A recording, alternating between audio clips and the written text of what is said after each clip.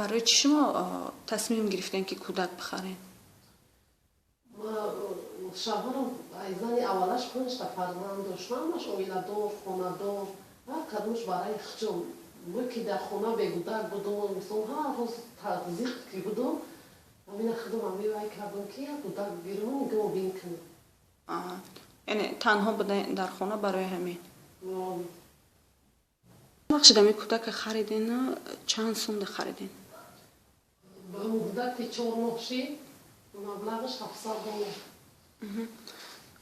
ایدستی کی گرفتینش؟ ایدست یک زن. شما چقدر خبردار شدین که همین کودک هم مثلا مادرش فروختنی است یا که میپرتاید؟ وقتی که ما همین یک شناسم که همین ادرس داد چند وقت شدیم نیتی کودک گرفتن گوله خریدن داشتم.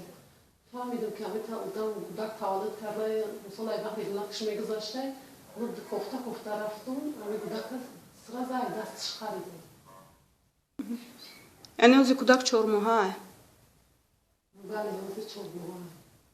وقتی که همین کودک میخریدین فکر نکردین که مثلا همین جنایت است یا که نسبت شما پرونده باز میشود؟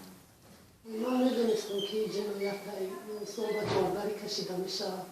لیکن وقتی کودک من اگر قانونی میکردم دکومنتی بسیار لازم بود. برای همین وای نکردم.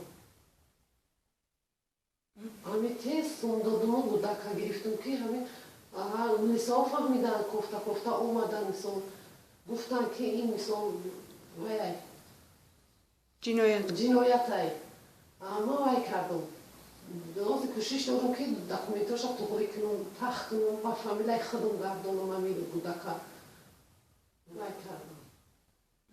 شما پیشتر در دوشنبه زندگی میکردین؟ یعنی برای همین کودک شده قشلاق آمده شما؟ بله شهر با قشلاق آمدم که وای هده همسایه نفهم گفته قشلاق آمدم. ولی میدانید که مادر همین کودک در کجا است؟ نه نمیدونم.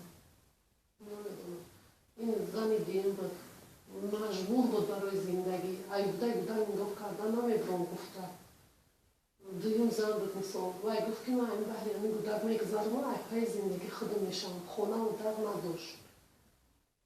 بعد من همین وقت قطعی رفتم و این کودک های بسته بکست گرفتم.